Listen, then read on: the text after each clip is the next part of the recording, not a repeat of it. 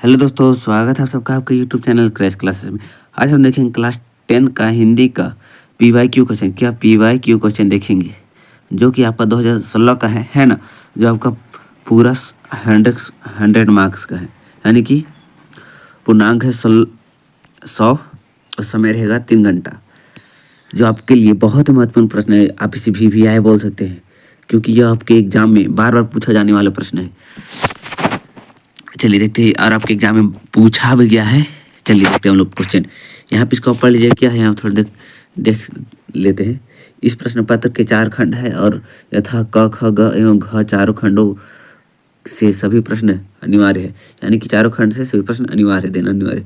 दूसरा नंबर क्या है, प्रश्न के उत्तर प्रत्येक प्रश्नों के उत्तर प्रश्नों के साथ दिए गए निर्देश आलोक में ही लिखे। तीसरा क्या है, एक अंक में प्रश्न उत्तर प्रत्येक एक शब्द या एक वाक्य में 2 अंक, प्रश्न उत्तर के प्रत्येक 40 शब्द में 3 प्रश्न के उत्तर प्रत्येक लगभग 60 अंक शब्दों में 4 अंक के प्रश्न का उत्तर प्रत्येक लगभग 80 शब्दों में 5 अंक के प्रश्न के उत्तर प्रत्येक लगभग 100 शब्दों में एवं 10 अंक के प्रश्न का उत्तर लगभग 200 शब्दों में लिखे, है ना। चलिए हम लोग देखते हैं इतना। यहाँ पे बोला क्या, एक अंक का प्रश्न का उत्तर एक वाक्य एक शब्द या एक वाक्य में देना है। 2 अंक का प्रश्न उत्तर लगभग 40 शब्दों में देना है और 3 अंक का प्रश्न का उत्तर 60 शब्दों में देना है। और इधर 4 अंक का प्रश्न का लगभग 80 शब्दों में देना है। 5 अंक का प्रश्न का उत्तर 100 शब्दों में देना और 10 अंक का प्रश्न उत्तर लगभग 200 शब्दों में देना है ना। चलिए देखते हैं हम लोग प्रश्न की ओर चलते हैं। खंड का पाठित गद्यांश 20 अंक का है। पाठित गद्यांश 20 अंक का है। क्या है पाठित? नीचे दिए गए गद्यांश को ध्यानपूर्वक पढ़कर पूछे गए प्रश्नों का उत्तर संक्षिप्त में दीजिए। संक्षिप्त में दीजिए बोल रहा है, देने बोल रहा है ना। चलिए देखते हैं क्या है। भारत बहुत पुराना देश है, उसके सभ्यता और संस्कृति बहुत पुरानी है। भारतवासियों को अपनी सभ्यता और संस्कृति पर बड़ा गर्व है। वैज्ञानिक आविष्कारों द्वारा प्राप्त हुए साधनों को अपनाते हुए जब अनेक अन्य देशवासी अपने पुराने रहन सहन और रीति रिवाज को बदलकर नए तरीके से जीवन बिताने लगे, तब भी भारतवासी अपने पुराने सभ्यता और संस्कृति पर डटे रहे और बहुत काल तक यह देश ऋषि मुनियों का देश ही कहलाता रहा। विश्व के मानव जीवन के उसके नए दौर का अक्सर पूर्ण रूप से भारतवासियों पर पड़ा नहीं है ना। चलिए देखते हैं हम लोग अगला प्रश्न ही आगे है कुछ गद्यांश। फिर चलिए देखते हैं हम लोग आगे कुछ गद्यांश क्या है। हवाई जहाज की सैर की सुविधा के मिलने के बाद भी पैदल की जाने की तीर्थ यात्रा होती ही रही। 5 नक्षत्र वाले होटलों में शावर साथ बातें की सुविधा के होते हैं हुए भी गंगा स्नान और संध्या वंदन का दौर चलता ही रहता है। कारण यह है कि जब जीवन में उन्नति के लिए अन्य देशवासी नए आविष्कारों और उनके द्वारा प्रदान की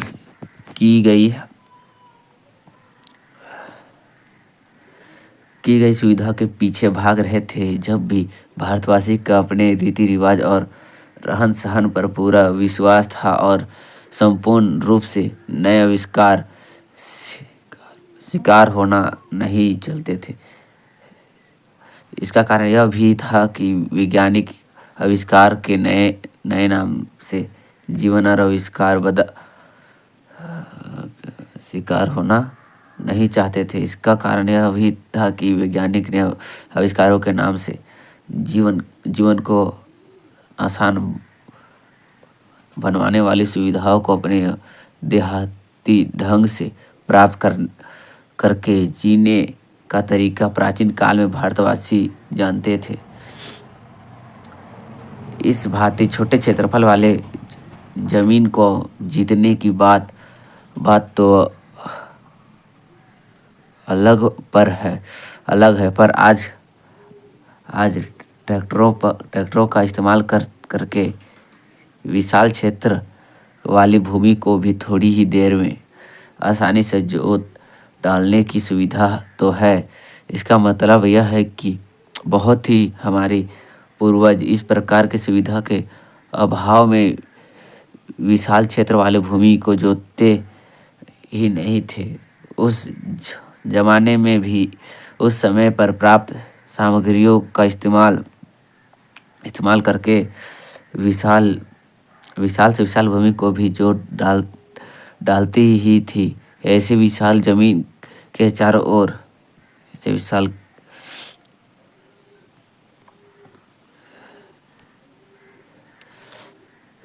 से विशाल भूमि को भी जो डालती थी। ऐसे विशाल जमीन के चारों ओर सबसे पहले एक छोटे से द्वार मात्र को छोड़कर 8 लगाते थे। पूरे जमीन पर जंगल पौधे अपने आप उग लेते ही फिर सिर्फ एक या रात्रि के लिए जमीन पर जंगली सुअर और भगाकर द्वार बंद कर लेते थे।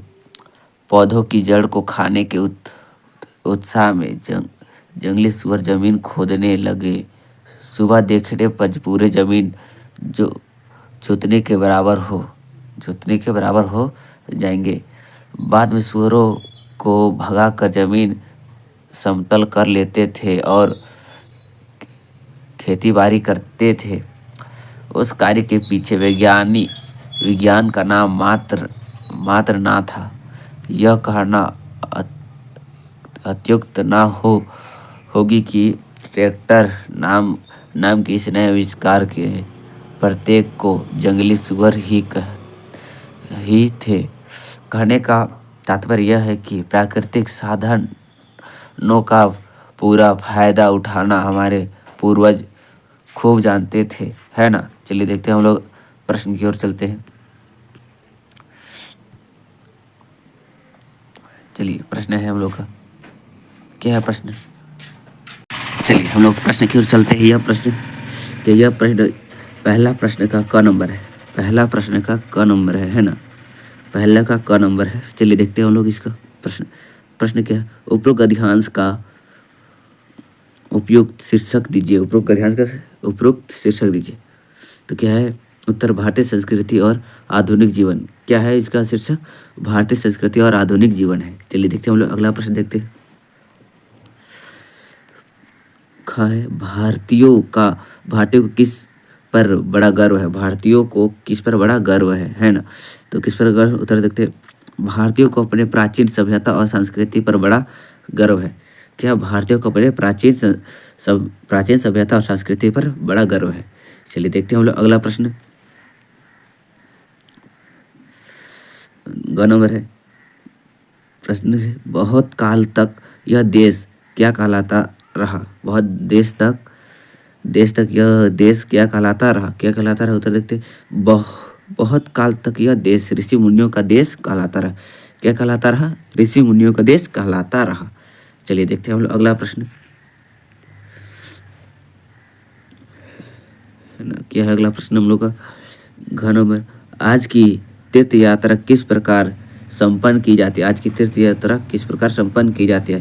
किस प्रकार आज भी तीर्थ यात्रा हवाई जहाज और आधुनिक सुविधाओं के साथ संपन्न की जाती है। किसके साथ, हवाई जहाज और आधुनिक सुविधाओं के साथ संपन्न की जाती है। चलिए देखते हैं हम अगला प्रश्न क्या है। ड नंबर, 5 नक्षत्र वाले होटल से क्या तात्पर्य बोल रहा है। उत्तर देखते हैं हम लोग। 5 नक्षत्र वाले होटल से तात्पर्य सभी आधुनिक सुविधाओं से युक्त उच्च श्रेणी के होटल से है। क्या है, सभी आधुनिक सुविधाओं के युक्त उच्च श्रेणी के होटल से है। चलिए देखते हैं अगला प्रश्न देखते हैं क्या है। अगला प्रश्न 4 नंबर है। शराब बार से क्या अर्थ है? शराब बार से क्या अर्थ है? क्या अर्थ है पूछा? शराब बार से अर्थ है ऐसा स्थान जहाँ शराब पीने की सुविधा हो। क्या बोल रहा है? ऐसा स्थान जहाँ शराब पीने की सुविधा, जहाँ शराब पीने की सुविधा हो उसे हम लोग शराब बार कहते हैं। चलिए देखते हैं अगला प्रश्न। 6 नंबर क्या है? अपने देहाती ढंग से प्राप्त करके भारतीय क्या जानते थे? क्या जानते थे? अपने देहाती ढंग से प्राप्त करके भारतीय क्या जानते थे? क्या जानते थे? भारतीय अपने देहाती ढंग से जीवन को सरल बनाकर जीना और प्रकृति के साथ तालमेल रखना जानते थे। क्या? जीवन को सरल बनाकर जीना और प्रकृति के साथ तालमेल बनाकर रखना जानते थे, है ना। चलिए देखते हैं हम लोग अगला प्रश्न देखते हैं क्या है। 4 नंबर, ट्रैक्टर के आविष्कार के प्रेरक कौन थी? ट्रैक्टर के आविष्कारक प्रेरक कौन थे बोल रहा है ना। कौन था? उत्तर देखते हैं हम लोग। ट्रैक्टर के आविष्कारक के प्रेरक खेती के सरल और कम समय में अधिक जुताई जोतने की आवश्यकता थी। क्या थी? खेती को सरल और कम समय में अधिक भूमि को जोतने का आवश्यकता थी। चलिए देखते हैं हम लोग अगला प्रश्न। ट्रैक्टर के आने से पूर्व भारत अपनी विशाल धरती को किसकी सहायता से जोतते थे? पूर्व भारत किसकी सहायता से जोतती थी? किसकी सहायता से? उत्तर देखते हैं। ट्रैक्टर आने से पूर्व भारतीय बैल, हल और मानव श्रम की सहायता से धरती जोतते थे। क्या चीज से? बैल, हल और मानव श्रम से जोतते थे धरती को। चलिए देखिए अगला प्रश्न क्या है। फिर से यही प्रश्न रिपीट हो गया ना।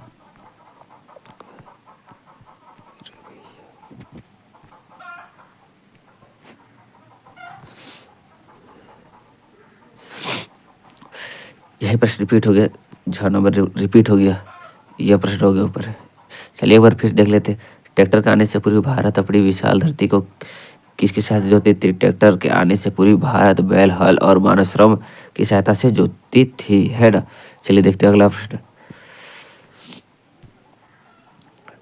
देश का पर्यायवाचक शब्द लिखिए। देश का पर्यायवाचक शब्द लिखिए। राष्ट्र, वतन, मातृभूमि, है ना। क्या होगा? राष्ट्र, वतन, मातृभूमि हो जाएगा। चलिए देखते हैं हम लोग अगला प्रश्न। भारतीयों की कौन सी विशेषता है? भारतीयों कौन सी विशेषता है ना। कौन सी विशेषता है? भारतीयों की विशेषता शांति, प्रियता, सहनशीलता और प्रकृति के साथ सामंजस्य है ना। चलिए देखते हैं अगला प्रश्न क्या है। 3rd नंबर, अत्यधिक का क्या अर्थ है? अत्यधिक का क्या है? अत्यधिक का अर्थ है बहुत अधिक, बहुत ज्यादा, है ना। चलिए देखते हैं अगला प्रश्न। अगला प्रश्न 2 नंबर का प्रश्न है। क्या 2 नंबर का प्रश्न है जो गद्यांश है। निम्नलिखित गद्यांश को ध्यानपूर्वक पढ़कर उसके पूछे गए प्रश्नों का संक्षिप्त में उत्तर दीजिए, है ना। चलिए देखते। उत्तर नहीं, संक्षिप्त में दीजिए, उत्तर नहीं लिखा। चलिए देखते हैं हम लोग गद्यांश पढ़ते। ईश्वर का एक नाम दीनबंधु है। यदि हम वास्तव में अस्तित्व है, ईश्वर भक्ति है, तो हमारा यह पहला धर्म है कि दोनों को प्रेम से गले लगाए, कि उसकी सहायता करके उसकी सेवा सुदृढ़ करे। तभी तो दीनबंधु ईश्वर हम पर प्रसन्न होगा। पर हम ऐसा कब करते हैं? आज हम जिन दुर्बलों और कठिना ठुकरा कर ही अस्तिक की दीनबंधु भगवान के भक्त बन बैठे हैं। दीनबंधु की ओट में हम दोनों ही खूब सता रहे हैं। कैसे आदिवासी अस्तित्व त्विक है, हम ना जाने क्या समझकर हम अपने काल्पित ईश्वर का नाम दिन बंधु रखे हुए हैं, क्योंकि इस नाम से उस लक्ष्मीकांत स्मरण करते हैं, है ना। चलिए देखते हैं, चलिए हम लोग आगे की ओर चलते हैं। आगे भी और है, ध्यान से चलिए देखते हैं। यह हमने सुना अवश्य है कि त्रिलोकेश्वर कृष्ण की मित्रता और प्रियता सुदामा नाम के एक दिन दुर्बल ब्राह्मण से हुई थी। यह भी सुना है कि भगवान यदुराज ने महाराज दुर्योधन का अत्यंत आविष्कार कर बड़े प्रेम से गरीब विदुर के यहाँ साग भाजी का भोग लगाया था। पर यह बात कुछ चित गरीब विदुर के यहाँ साग भाजी का भोग लगाता था, पर यह बात कुछ चित्त में बैठती नहीं है। राह हो कभी ईश्वर का दीनबंधु नाम पुरानी सनातनी बात है कि कांटे पर हमारा भगवान दोनों का भगवान नहीं है, दोनों का भगवान नहीं है। वह उनकी घिनौनी कुटिया में रहने जाएंगे। वह रत्न जड़ित सिंहासन पर विराजने वाला ईश्वर उस भूखड़ कंगालों के कटे फटे कमलों पर बैठने जाएंगे। वह मालपुआ मोहन भोग पाने वाला भगवान उन खिलाड़ियों की रूखी सूखी रोटी खाने जाएंगे। कभी नहीं हो सकता हम अपने बनाए हुए विशाल राजमंदिर में उन दिन बंधुओं को अपने को आने भी ना देंगे। उन पतियों और छूतों की छाया तक हम अपने खरीदे हुए विशिष्ट ईश्वर पना पड़ने देंगे। दिन बरदल भी कहे ईश्वर भक्त आगे देखते।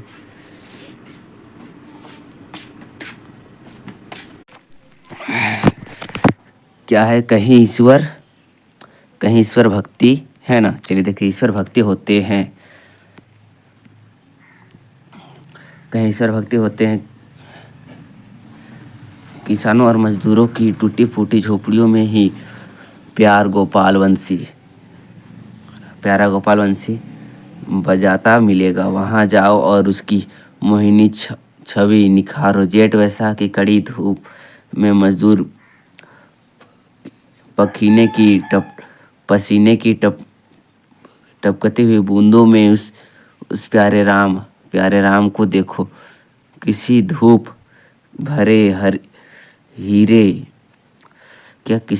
भरे हीरे की कनी में उस सृजनहार को देखो। जाओ पतित पद लित छूत की छाया में उस लीला विहार को देखो। तू न जाने उसे कहाँ खोज रहे हो। अरे भाई, यहाँ वह कहाँ मिलेगा। और इस सब चटक मटक में वह कहाँ। वह तो दुखियों की आह में मिलेगा, गरीबों की भूख में मिलेगा, दोनों के दुख में मिलेगा। तो तुम वहाँ खोजो जहाँ खोजने जाते नहीं, वहाँ व्यर्थ फिरते हो। चलिए देखते हैं आगे क्या है। आगे हम लोग का प्रश्न है, देखिए क्या प्रश्न था उसको हम लोग गद्यांश पढ़ लिए। निम्नलिखित गद्यांश को ध्यानपूर्वक पढ़कर उससे पूछे गए प्रश्नों का उत्तर संक्षिप्त में दीजिए, है ना। चलिए क्या है प्रश्न हम लोग देखते हैं। का नंबर उपरोक्त गद्यांश का एक उपरोक्त शीर्षक दीजिए। तो क्या है, ईश्वर के भक्ति का सच्चा स्वरूप। ईश्वर भक्ति का सच्चा स्वरूप है गद्यांश का शीर्षक। चलिए देखते हैं हम लोग अगला प्रश्न देखते हैं क्या है। दीनबंधु का क्या अर्थ है। दीनबंधु का क्या अर्थ है। दीनबंधु का अर्थ है गरीबों की, दुखियों और असहायों का मित्र। दीनबंधु का अर्थ है गरीबों की, दुखियों और असहायों का मित्र, है ना। चलिए देखते हैं हम अगला प्रश्न क्या है। अस्तित्विक व्यक्ति का पहला धर्म क्या है। अस्तित्विक व्यक्ति का पहला धर्म क्या है। क्या है अस्तित्विक व्यक्ति का पहला धर्म। दीनों के प्रेम करना, उसके सहायता करना और उसकी सेवा करना। क्या दीनों प्रेम करना, उसकी सहायता करना और उसकी सेवा करना, है ना। चलिए देखते हैं अगला प्रश्न हम लोग। दीनबंधु की ओर हम क्या कर रहे हैं। दीनबंधु की ओर हम लोग क्या कर रहे हैं। दीनबंधु की ओर हम ईश्वर भक्ति के नाम पर केवल पूजा पाठ करके वास्तविक सेवा से दूर हो जाएंगे। क्या दीनबंधु की ओर हम ईश्वर भक्ति के नाम पर केवल पूजा पाठ करके वास्तविक सेवा से दूर हो रहेंगे। चलिए देखते हैं हम लोग अगला प्रश्न। 2 नंबर, हमने क्या सुन रखा है। हमने क्या सुनकर रखा है। क्या हमने यह सुनकर रखा है कि मिलकस्वर कृष्ण की ममता और प्रीता सुदामा के एक दिन दुबले ब्राह्मण पर ही गई थी। क्या बोल रहा है।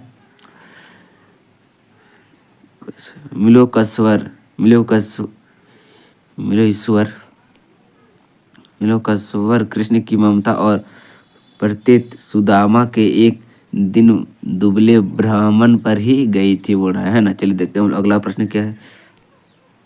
अगला प्रश्न, धनी लोग ईश्वर के बाजार में क्या खोजते हैं। धनी लोग ईश्वर के बाजार में क्या खोजते हैं, है ना। क्या खोजते हैं देखते हैं अगला। धनी लोग ईश्वर के बाजार में वैभव, शक्ति और चमत्कारों वाला ईश्वर खोजते हैं। क्या खोजते हैं। वैभव, शक्ति और चमत्कारों वाला ईश्वर खोजते हैं, है ना। चलिए देखते हैं हम लोग अगला प्रश्न। धनी लोग रिपीट हो गया। क्या खोजते हैं। क्या खोजते धनी लोग ईश्वर के बाजार में वैभव, शक्ति और चमत्कारों वाला ईश्वर खोजते हैं। रिपीट हो गया तो कुछ। चलिए देखते हैं अगला प्रश्न हम लोग।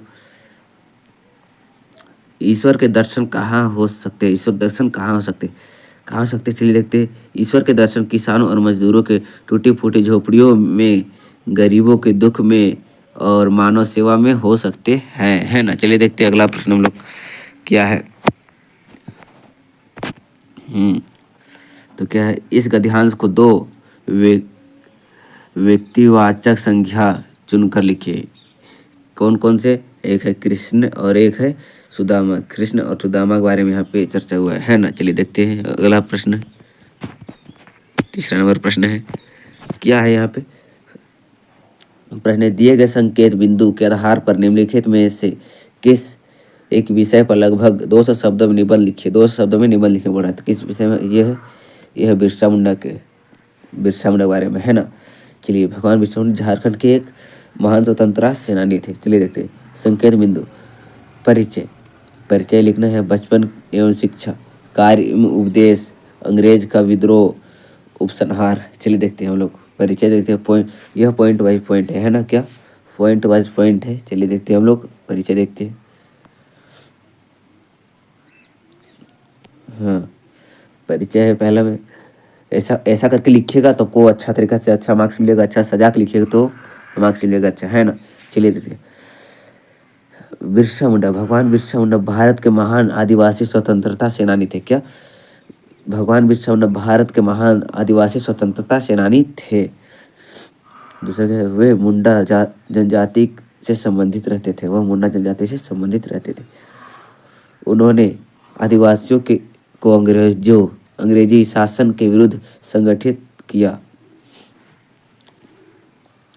आदिवासी समाज उन्हें धरती अब्बा कहकर सम्मान देते थे, धरती अब्बा कहकर सम्मान देते थे। चलिए देखते हैं बचपन शिक्षा और कुछ और है। दोनों बचपन एवं शिक्षा। जन्म हुआ था 15 नवंबर 1875 ईस्वी में। कहाँ हुआ था? जन्म स्थान है उलाहातू गाँव, कहाँ है? झारखंड में है, झारखंड के उलाहातू गाँव में हुआ था। चलिए देखते हैं, थोड़ा इसको नीचे कर लेते हैं, है ना। बचपन से ही वे साहसी और अन्य के विरोध थे। प्रारंभिक शिक्षा मिशन स्कूल में हुई। प्रारंभिक शिक्षा कहाँ हुई? मिशन स्कूल में।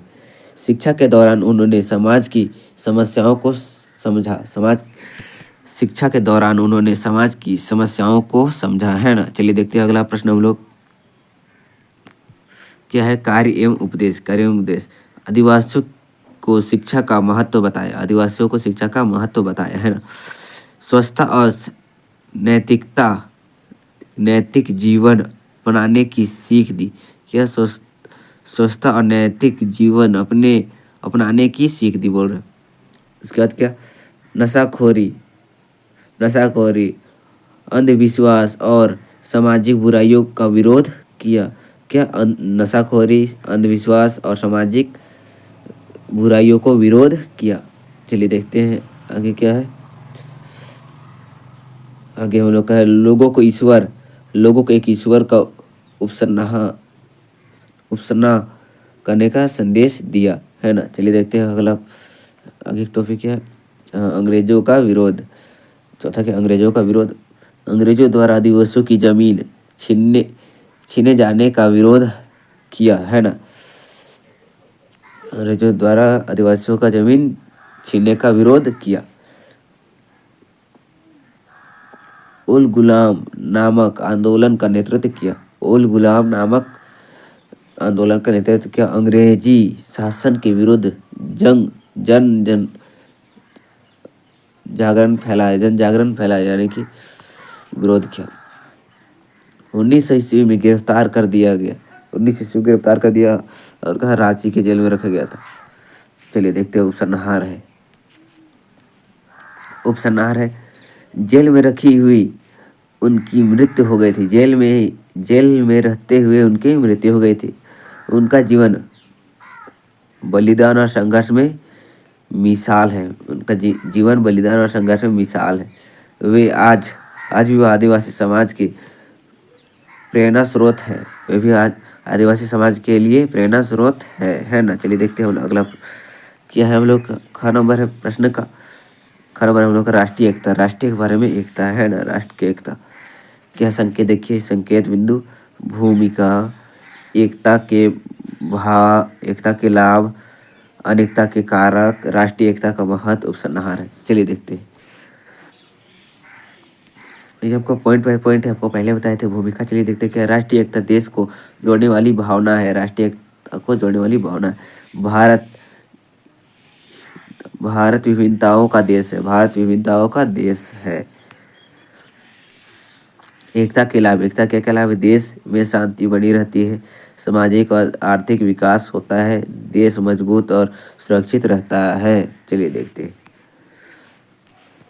अनेकता के कारक, विभिन्न धर्म रहते हैं, है ना। भारत में विभिन्न धर्म के लोग रहते हैं, अलग अलग भाषा बोलते हैं, जाति और संस्कृति के विभिन्नताएं हैं। भारत में अलग अलग जाति और संस्कृति की विभिन्नताएं हैं, अलग अलग है। राष्ट्रीय एकता और महत्व। स्वतंत्रता आंदोलन में राष्ट्रीय एकता की बड़ी भूमिका थी। राष्ट्रीय एकता की आंदोलन की बड़ी भूमिका थी। एकता की देश अखंडता बनी रहती है। राष्ट्रीय संगठन में सभी मिलकर समान रहते थे। राष्ट्रीय संगठन में सभी मिलकर समान करते थे। उपसंहार, है ना। उपसंहार, हमें भेदभाव छोड़कर मिलजुल कर रहना चाहिए। राष्ट्रीय एकता की देश की असली ताकत है। राष्ट्रीय एकता की देश की असली ताकत है। चलिए देखते हैं हम लोग अगला टॉपिक क्या है। वन संरक्षण। संकेत बिंदु क्या है? भूमिका, वृक्ष प्रकृति का सुंदर उपहार, वृक्षों के लाभ, वनों का संरक्षण आवश्यक है, उपसंहार। चलिए देखते हैं। पहले बताए थे पॉइंट बाय पॉइंट है, भूमिका क्या है। जीवन, वन जीवन के लिए अत्यंत आवश्यक है। वन जीवन के लिए अत्यंत आवश्यक है। वे पर्यावरण को संतुलित रखते हैं, वह पर्यावरण को संतुलित रखते हैं। वृक्ष प्रकृति का सुंदर उपहार है, वृक्ष प्रकृति का सुंदर उपहार है। वृक्ष हमें ऑक्सीजन देता है, वृक्ष प्रकृति की सुंदरता बढ़ाता है। वृक्षों के लाभ, वायु वायु शुद्धता करते हैं। वर्षा लगने में सहायक है, आने में सहायक है। वृक्ष के कारण ही वर्षा होता है। मिट्टी कटाव रोकता है, जड़ से मिट्टी कटाव रोकता है। जीव जंतुओं की आश्रय देता है, यानी कि रहने के लिए देता है ना। चलिए देखते हैं अब क्या है। अगला है वनों का संरक्षण आवश्यक है, वनों का संरक्षण आवश्यक है। बढ़ती जनसंख्या से वनों की कटाई हो रही है, बढ़ती जनसंख्या से वनों की कटाई हो रही है। क्यों? घर बनाने के लिए, है ना। इससे पर्यावरण प्रदूषण बढ़ रहा है, इसलिए वृक्षारोपण जरूरी है। इसलिए आप लोगों को भी वृक्ष लगाना चाहिए, है ना। चलिए देखते हैं उपसंहार। वन बचाएंगे तभी जीवन बचाएंगे। हमें वनों की रक्षा करनी चाहिए। चलिए देखते हैं चौथा नंबर प्रश्न। झारखंड के किसी ऐतिहासिक स्थल का वर्णन करते हुए अपने मित्र को एक पत्र लिखे, है ना। एक और बात बता रहे हैं, क्या आपको शॉर्ट्स वीडियो में आपको जितना निबंध है, निबंध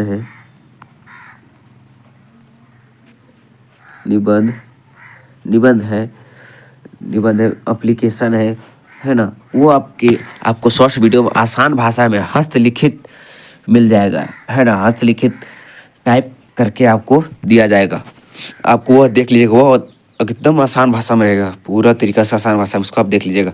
यहाँ पे हम लोग देख रहे हैं। चलिए हम लोग देखते हैं क्या। हम लोग झारखंड के किसी ऐतिहासिक स्थल के बारे में हम लोग देख रहे हैं।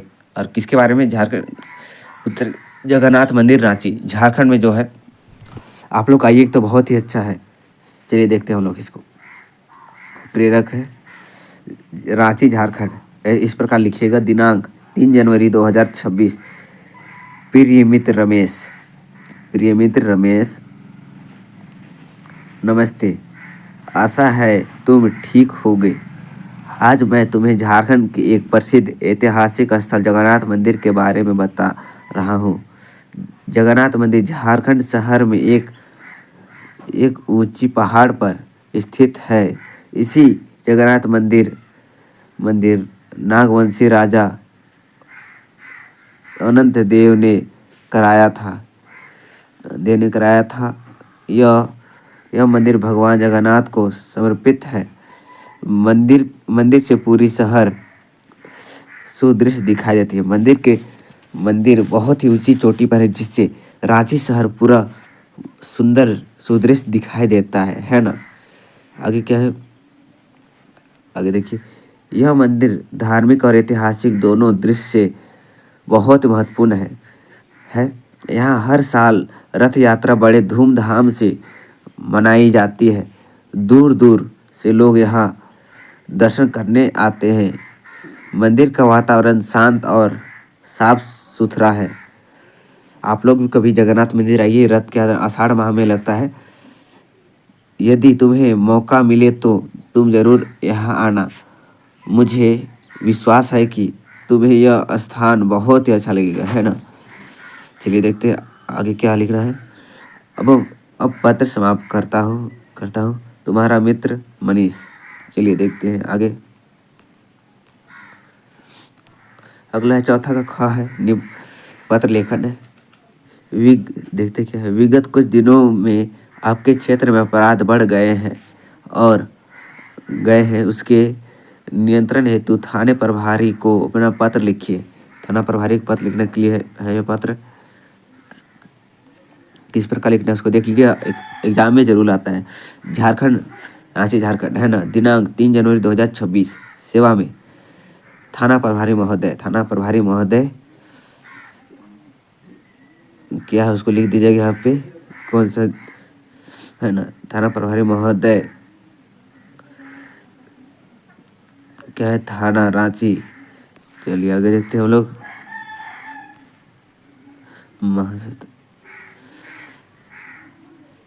विषय क्या है, विषय क्या है, क्षेत्र में बढ़ते अपराध को रोकने के लिए, क्षेत्र में बढ़ते अपराध को रोकने के लिए महोदय, क्या महोदय, सविनय निवेदन यह है कि मैं आपके थाना क्षेत्र का निवासी हूँ। पिछले कुछ दिनों में हमारे क्षेत्र में चोरी और छिनाइत की घटनाएं बढ़ गई है। इससे लोग बहुत डरे हुए हैं। बहुत लोग बड़े डरे हुए हैं। रात के समय बाहर निकलना मुश्किल हो गया है। महिलाओं और बुजुर्गों को विशेष परेशानी हो रही है। पुलिस गश्ती समय होने के कारण अपराधी बेखौफ हो गए हैं। पुलिस गश्ती कम होने के कारण अपराधी बेखौफ हो गई है। अतः आपसे निवेदन है कि क्षेत्र में पुलिस गश्त बढ़ाया जाए, यानी कि चौकीदार, यानी कि जो रात में घूमता है पुलिस लोग, उसको बोल रहे बढ़ाने के लिए। अपराधियों पर कड़ी नज़र रखे जाए ताकि लोग सुरक्षित महसूस कर सकेंगे। चलिए देखते हैं आगे क्या है। अगला क्या लिखते हैं, आशा है आप शीघ्र कार्रवाई करेंगे, धन्यवाद। अभिवादी, जो पत्र लिख रहा है मनीष, एक नागरिक, है ना। चलिए इस प्रकार लिखिएगा तो आपका अच्छा नंबर मिलेगा एग्जाम में।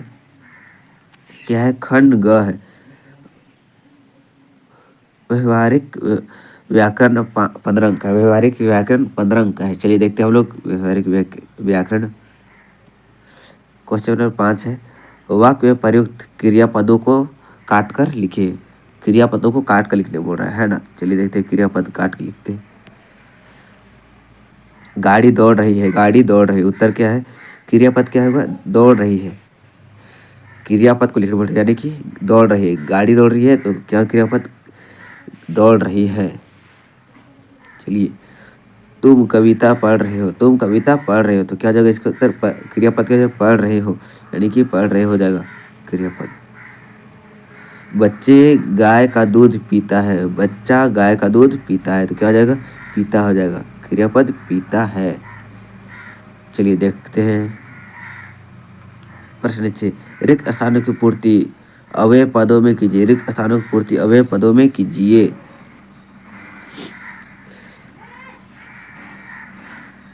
क्या बोल रहा है, रिक्त स्थानों अव्यय पदों को कीजिए। क्या मैं उसके विचार से खाली स्थान सहमत हूँ, मैं उसके विचार से पूर्णतः सहमत हूँ, है ना। यह आपका हो गया अव्यय पद। चलिए देखते हैं अगला, खाली स्थान, बोलो को सुन लोगे, धीरे बोलोगे कोई सुन लेगा, धीरे बोलो कोई सुन लेगा बोल रहा है ना। चलिए देखते हैं, वह खाली स्थान आलोचना की करता है, वह सदैव आलोचना ही करता है, वह सदैव आलोचना ही करता है। यहाँ पे प्रश्न था 7 नंबर, निर्देश अनुसार उत्तर दीजिए, निर्देश अनुसार उत्तर देने बोला तो क्या है क नंबर का, थोड़ा बड़ा।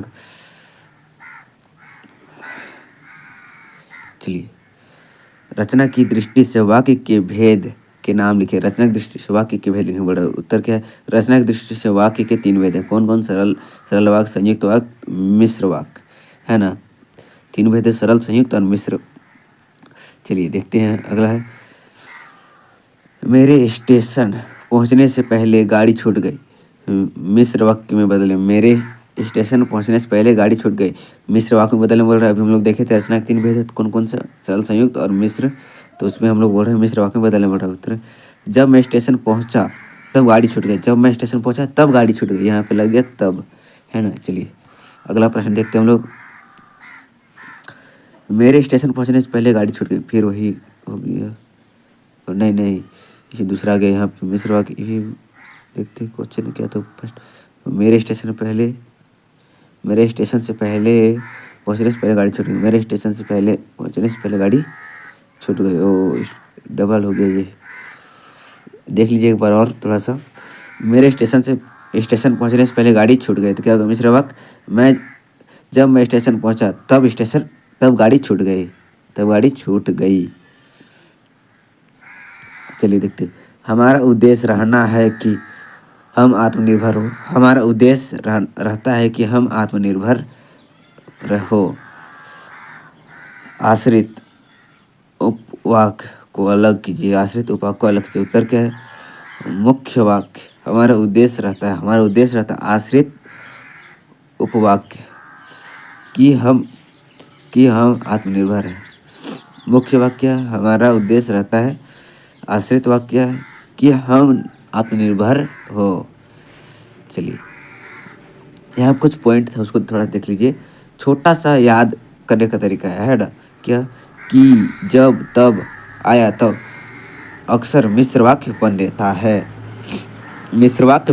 ना। कि जब तब आया तब मिश्र वाक्य बनता है। जो वाक्य किसी पर निर्भर होती है, जब वाक्य किसी पर निर्भर होती है वही आश्रित उपवाक्य होता है। चलिए 98 नंबर है, निर्देश अनुसार उत्तर दीजिए। इसमें बोल रहे हैं निर्देश अनुसार उत्तर देने बोल रहे हैं। क्या नंबर का है? मुझसे खेला नहीं जा सकता है कौन सा? कर्तरीवाची में बदलिए। मुझसे खेला नहीं जा सकता, मैं खेल नहीं पाता हूँ। ऐसा अब आपका प्रश्न आएगा, आप याद कीजिएगा, देख लीजिएगा। कलाकार मूर्ति बनाता है कर्मवाची में बदलिए। मूर्ति कलाकार द्वारा बनाई जाती है। गर्मी में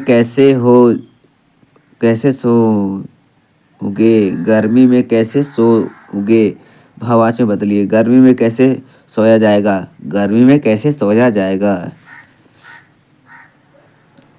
9 नंबर प्रश्न है, देशभक्ति। 9 नंबर पहला है, देशभक्ति का समास विहिर कीजिए, यानी कि तोड़ना है। देश का भाव यानी कि देशभक्त, इस प्रकार तोड़ना होता है। देश का भाव तो देशभक्त। प्रतिदिन कौन सा समास है? प्रतिदिन अव्यय भाव समास है। चलिए देखते हैं अगला प्रश्न। अंबर के दो भिन्न अर्थ लिखिए। आकाश वस्त्र कपड़ा। चलिए हम लोग देखते हैं अगला।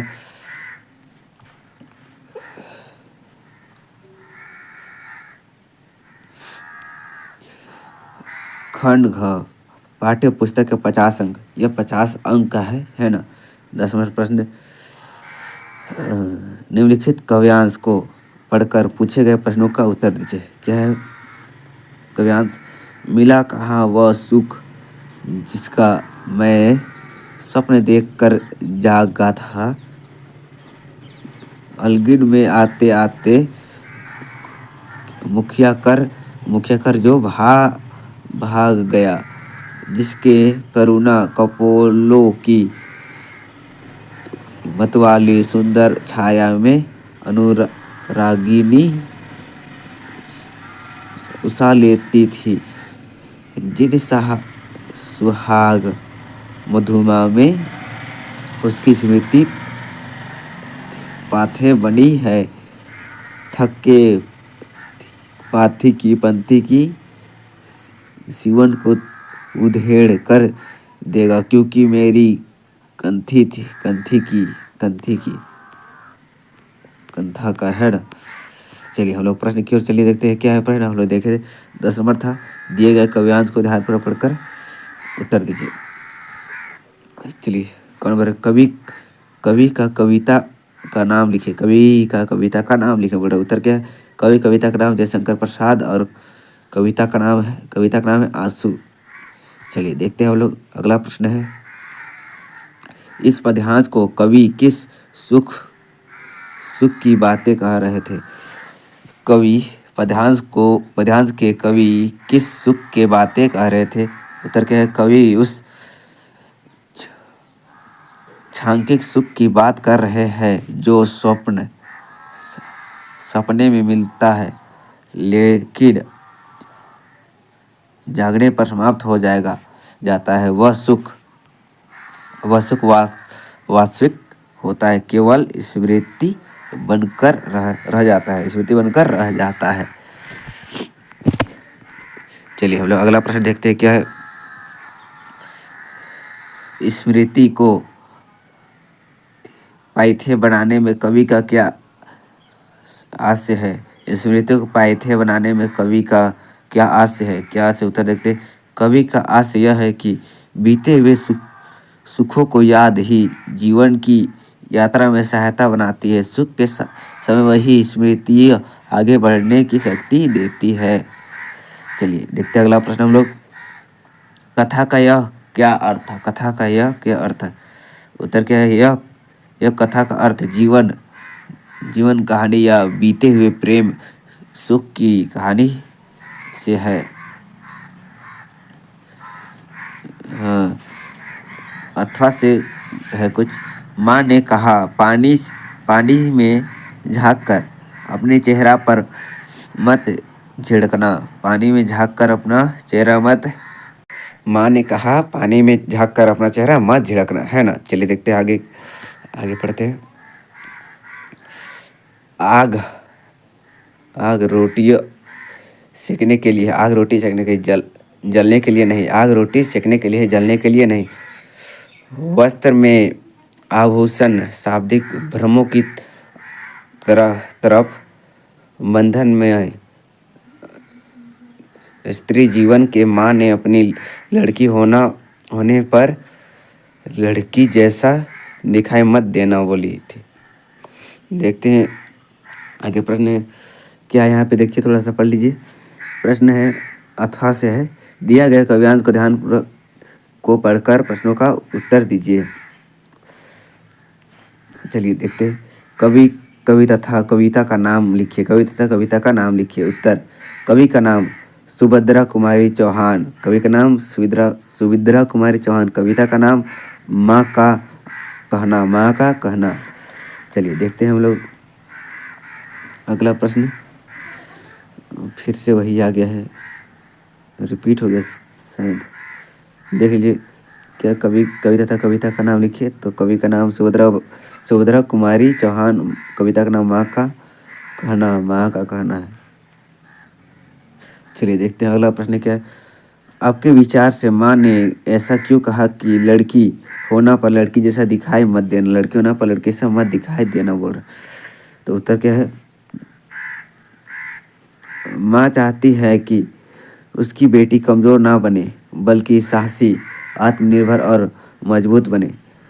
समाज में लड़कियों को कमज़ोर समझा जाता है, इसलिए माँ उसे निडर बनाना चाहती है ना। चलिए देखते हैं हम लोग अगला प्रश्न की ओर चलते हैं, क्या है। चलिए हम लोग अगला प्रश्न की ओर चलते हैं, क्या है।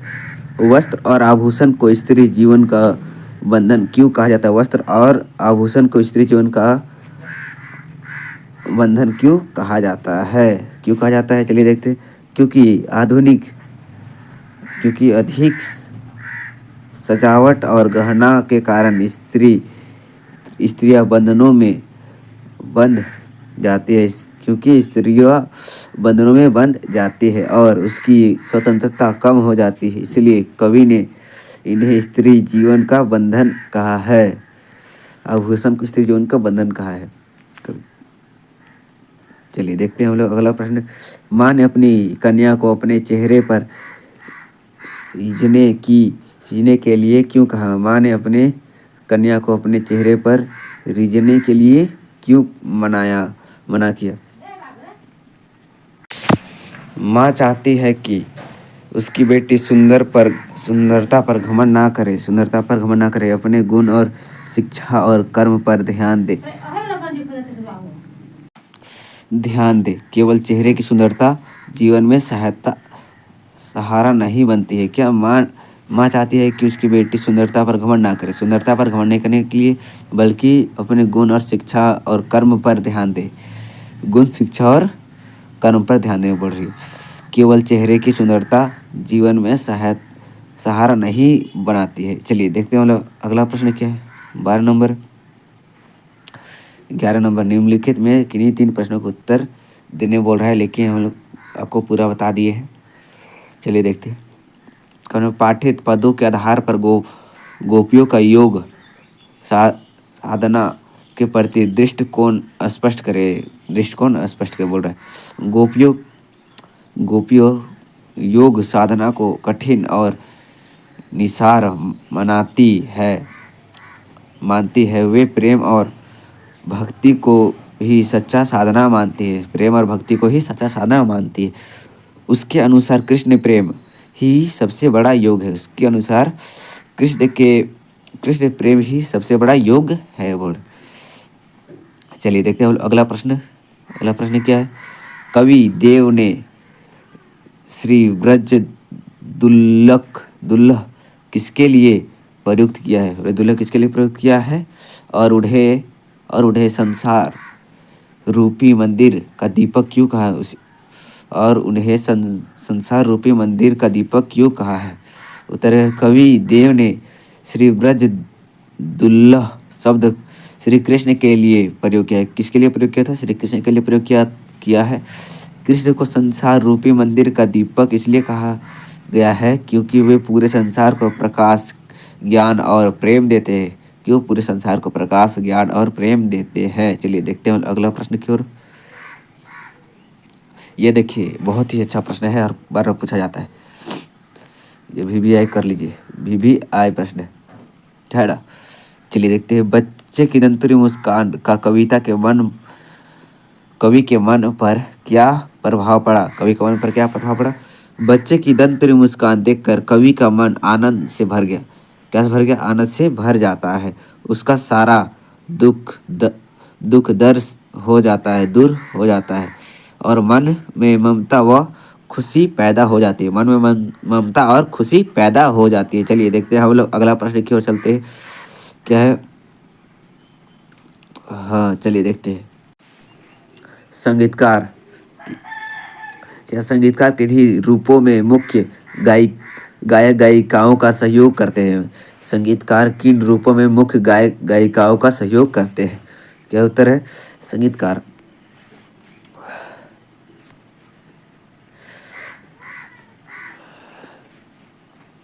सुर मिलाकर, ताल देकर, वाद्य यंत्र बजाकर मुख्य गायक गायिकाओं का सहयोग करते हैं, है ना। यह क्वेश्चन शुरू करने से पहले हम कुछ बताना चाहते हैं आपको। यह वीडियो आपके लिए बहुत ही महत्वपूर्ण, यानी कि VVI प्रश्न से ही बोल सकते हैं, इसे VVI प्रश्न बोल सकते हैं, है ना। तो यह वीडियो आपके लिए कुछ भी 10% में भी फायदा हो रहा है, समझिए। 10% में इसमें बहुत ही प्रश्न है जो आपके लिए 10% भी फायदा हो रहा है। आपके लिए यह वीडियो बहुत ही अच्छा है ना। चलिए देखते हैं लोग प्रश्न में। यह जान लीजिए यह वीडियो आपके लिए बहुत ही महत्वपूर्ण है। आप लोग अवश्य यह वीडियो देखें। चलिए देखते हैं हम लोग। निम्नलिखित प्रश्नों का उत्तर दीजिए। क्या निम्नलिखित प्रश्नों का उत्तर देने बोल रहा है। संकलित पदों को ध्यान से रखते हुए सूरदास के भ्रम रंगित मुख्य विशेषता लिखिए। भ्रम रंगित मुख्य विशेषता लिखने बोल रहा है। चलिए देखते हैं भ्रम रंगित मुख्य विशेषता। सूरदास के भ्रम रंगित के मुख्य विशेषताएं हैं। गोपियों का श्री कृष्ण प्रेम, भक्ति और विहर का वर्णन, सरल और मधुर भाषा, है ना। और क्या है दूसरा, भावनाओं और गहराई। चलिए देखते हैं अगला प्रश्न की ओर चलते हैं। फसल कविता के आधार पर फसल की आवश्यकता तत्व कौन कौन से हैं। फसल के तत्व कौन कौन से हैं। चलिए देखिए यह बहुत ही महत्वपूर्ण प्रश्न है ना। चलिए देखते हैं। फसल का सत्ता तत्व मिट्टी है, पानी है, धूप है, हवा है, और एक क्या है? किसान का मेहनत है। क्या? किसान का मेहनत है ना। मिट्टी, पानी, धूप, हवा और किसान का मेहनत। किसान का मेहनत है सबसे। चलिए, अथवा में है जो बहुत ही महत्वपूर्ण है। उत्साह कविता का संदेश क्या है? उत्साह कविता का संदेश क्या है? उत्साह कविता का संदेश है कि मनुष्य को साहसी, परिश्रमी और आत्मविश्वासी बना चाहिए। कठिनाइयों से डरना नहीं चाहिए, बोल रहा है। चलिए देखते हैं अगला प्रश्न। कवि ने कठिन यथार्थ के पूजन की बात क्यों कही है? कवि ने यथार्थ पूजन की बात क्यों कही है? उत्तर क्या है? कवि ने इसलिए कहा है कि क्योंकि सत्य और संघर्ष को स्वीकार करके ही जीवन में सफलता मिलती है। कल्पना से नहीं, यथार्थता से जीवन आगे बढ़ता है ना। चलिए देखते हैं हम अगला प्रश्न। हाँ, आगे का ध्यान आगे पढ़े। चलिए देखते हैं हम लोग का ध्यान देखते हैं। 13 नंबर प्रश्न है। निम्नलिखित गद्यांश को पढ़कर संबंधित प्रश्नों के उत्तर दीजिए। फादर को जहरबाद से नहीं मारना चाहिए था, जिसकी रंगों में दूसरों के लिए मिठास भरे अमृत के अतिरिक्त और कुछ नहीं था। उसके लिए इस जहर का विधान क्यों हो? यह सवाल किस ईश्वर ने पूछा? प्रभु की आस्था की जिसका अस्तित्व थी, वह देह की इस यातन की परीक्षा उम्र की आखिरी दिहाड़ी पर क्यों दे? एक लंबी पादरी के सफ़ेद चोंगे के ढकी आकृति सामने है। गोरा रंग, सफ़ेद झाई मारी भूरी दाढ़ी, नीली आंखें, बाहें खेल लगने को अतुर, इसकी इतनी ममता इतनी अपनात्व, इस साधु में अपने हर एक परिजन के लिए उड़ता रहता था है ना। चलिए गद्यांश हम लोग देख लिए हैं। प्रश्न क्यों चलते हैं, जो था वही है प्रश्न, है ना। क्या दिए गए गद्यांश को पढ़कर संबंधित प्रश्नों को उत्तर देने बोल रहा है। देखते हैं प्रश्न। पाठ और लेखक का नाम लिखिए। पाठ और लेखक का नाम लिखिए बोल रहा है। पाठ का नाम फादर बुल्के, लेखक का नाम हरिवंश राय बच्चन। पाठ का नाम फादर बुल्के, लेखक का नाम हरिवंश राय बच्चन। चलिए देखते हैं। यह वीडियो आपको अच्छा लगा हो तो आप लोग लाइक कीजिएगा, है ना। लाइक सब। फादर बुल्के के व्यक्तित्व को अपने शब्दों में लिखिए। फादर बुल्के के व्यक्तित्व को अपने शब्दों में लिखने हैं, है ना। फादर बुल्के एक दयालु, परोपकारी और मानव प्रेमी व्यक्ति थे। उनके हृदय में सभी के लिए प्रेम और करुणा थी। वे दूसरों के दुख को अपना दुख समझते थे और लोगों को सेवा करना अपने धर्म मानते थे, है ना। क्या बोल रहे थे? आपको यह वीडियो अच्छा लगे तो लाइक, कमेंट, शेयर और साथ ही सब्सक्राइब कीजिएगा। चलिए हम लोग देखते हैं अगला प्रश्न की ओर चलते हैं। जहरबाद किस रोग को कहा जाता है? जहरबाद किस रोग को कहा जाता है? जहरबाद कैंसर रोग को कहा जाता है। जहरबाद कैंसर रोग को कहा जाता है। चलिए देखते हैं अगला प्रश्न। आस्था का अर्थ है विश्वास। आस्था का अर्थ है विश्वास। चलिए देखते हैं। यह फिर आगे गद्यांश है ना। चलिए देखते हैं गद्यांश को। अथवा में है। संस्कृति के नाम से जिस कूड़े करकट के ढेर पर बोध होता है, वह ना संस्कृति है, ना रचनीय वस्तु है। क्षण परिवर्तन होने वाली संसार में किसी भी चीज को पकड़कर बैठा नहीं जा सकता। मानव ने जब प्रज्ञा और मैत्री भाव से किसी नए तय का दर्शन किया है तो उसने कोई वस्तु नहीं दे देखी और उसकी रक्षा के लिए दलबंदियों की जरूरत है। मानव संस्कृति एक अभाज्य वस्तु है और उसमें जितना अंश कल्याण का है वह अकल्याणकार की अपेक्षा सर्वश्रेष्ठ ही नहीं अस्थाई भी है। चलिए देखते हैं हम लोग आगे।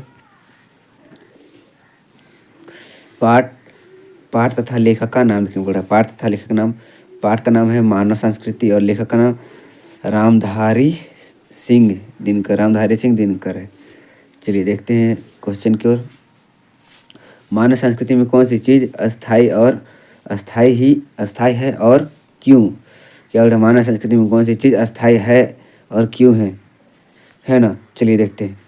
मानव संस्कृति में कल्याण का अंश अस्थाई है क्योंकि जो चीज़ मानव के भले के लिए होती है वही लंबे समय तक टिकती है। अकल्याणकारी नष्ट हो जाती है। चलिए देखते हैं हम लोग अगला प्रश्न देखते हैं क्या है। क्षण क्षण परिवर्तन द्वारा लेखक ने क्या कहना चाहा है? क्षण क्षण परिवर्तन द्वारा लेखक ने क्या कहना चाहा है? लेखक कहना चाहा है कि यह संसार हर पल बदलता रहता है। यहाँ कोई भी वस्तु हमेशा एक जैसा नहीं रहती है। इसलिए किसी चीज़ को पकड़ कर बैठना सही नहीं है। किसी चीज़ को पकड़ कर बैठना सही चीज़ नहीं है बोल रहा। चलिए देखते हैं अगला प्रश्न। प्रज्ञा और मैत्री का क्या अर्थ है? प्रज्ञा और मैत्री क्या है? प्रज्ञा का अर्थ है बुद्धि विवेक। मैत्री का क्या अर्थ है? मित्रता प्रेम पूर्ण संबंधी, है ना? चलिए देखते हैं हम लोग आगे की ओर चलते हैं। एक प्रश्न चलते हैं। 14 नंबर प्रश्न है। क्या 14 नंबर प्रश्न है इसको देखते हैं। 14 का नंबर है सेनानी ना होते हुए भी चश्मे वाले को कैप्टन क्यों कहते थे? सेनानी ना होते हुए भी चश्मे वाले को लोग कैप्टन क्यों कहते थे, है ना? ये आप जान लीजिए। ये VVI प्रश्न है। VVI प्रश्न, इसको आप लिख लीजिएगा, है ना? चलिए, क्या यह VVI प्रश्न है? VVI प्रश्न है, इसको आप लिख लीजिएगा। बहुत ही महत्वपूर्ण प्रश्न है ना? चलिए पढ़ते हैं आंसर देखते हैं। चश्मे वाला अनुशासन प्रिय निडर और देशभक्त था। उसका व्यक्तित्व सैनिक जैसा था, इसलिए लोग सम्मान में उसे कैप्टन कहते थे। क्या उसे सम्मान में कैप्टन कहते थे? चलिए देखते हैं हम लोग अगला प्रश्न।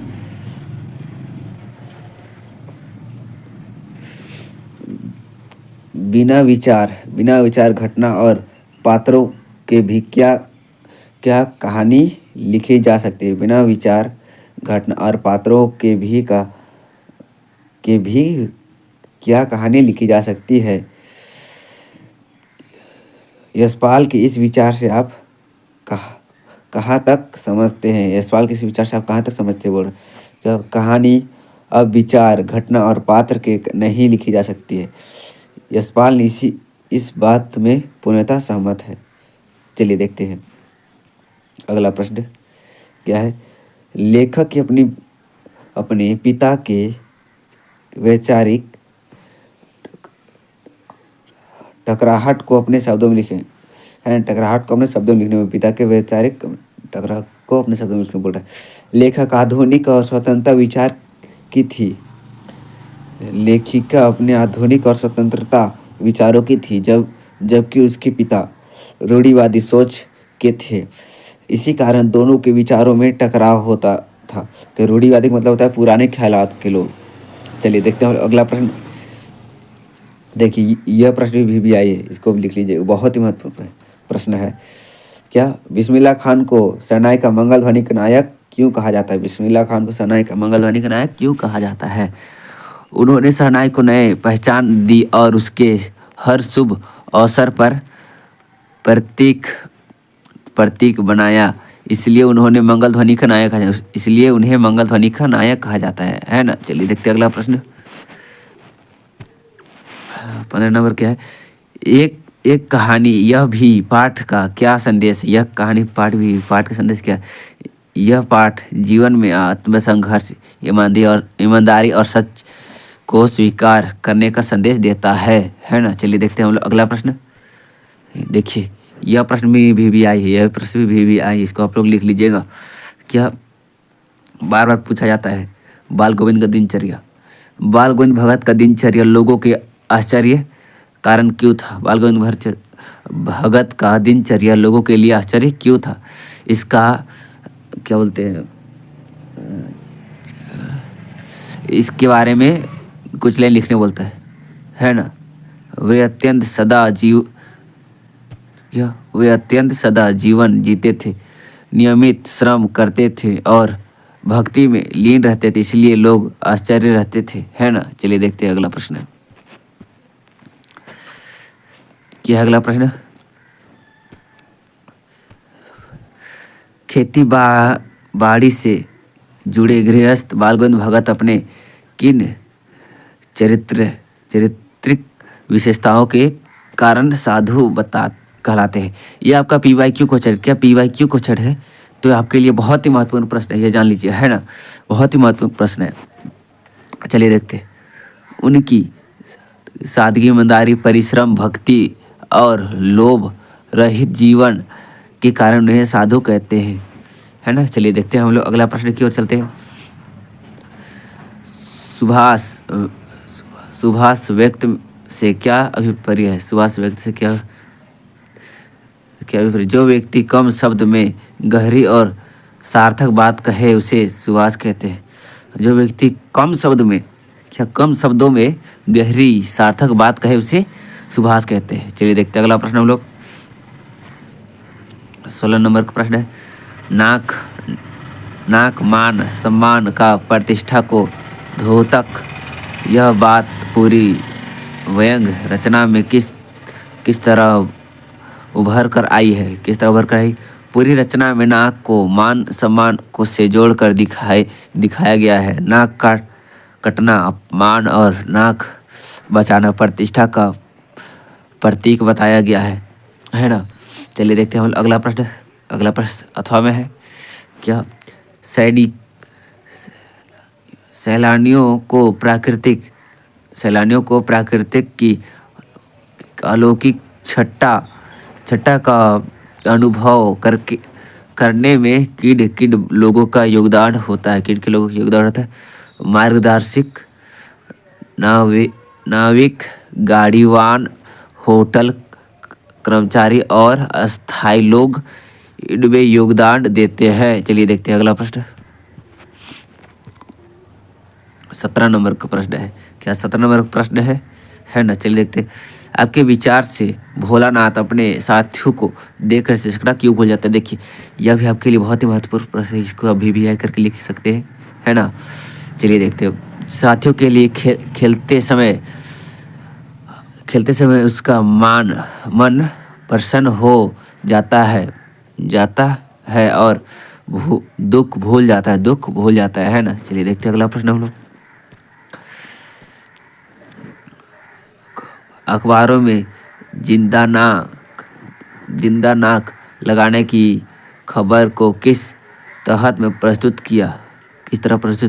अखबारों ने इस सनसनीखेज और बढ़ा चढ़ाकर प्रस्तुत किया था।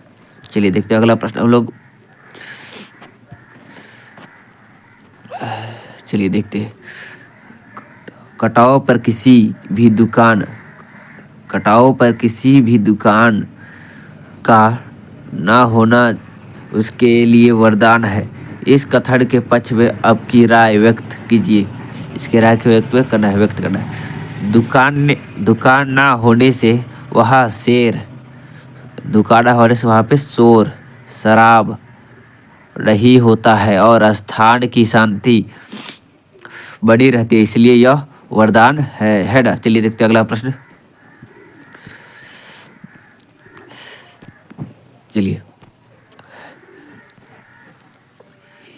एठी एड़ी झुल्ली हो राम का प्रतीकात समझाइए। प्रतीकात समझाने बोल रहा है। यह जीवन के कठिनाइयों और उलझनों का प्रतीक है ना। चलिए, यह आपका 100 पूर्णांक का प्रश्न समाप्त हो गया है। जो आपका PYQ क्वेश्चन बोल सकते हैं, PYQ क्वेश्चन ही है, PYQ क्वेश्चन है। साथ ही इसे आप VBI बोल सकते हैं, VBI क्वेश्चन बोल सकते हैं, है ना। जो आपके एग्जाम के लिए बहुत ही महत्वपूर्ण प्रश्न है ना। आपको वीडियो अच्छा लगे तो लाइक कमेंट शेयर कीजिएगा। जय हिंद, जय भारत।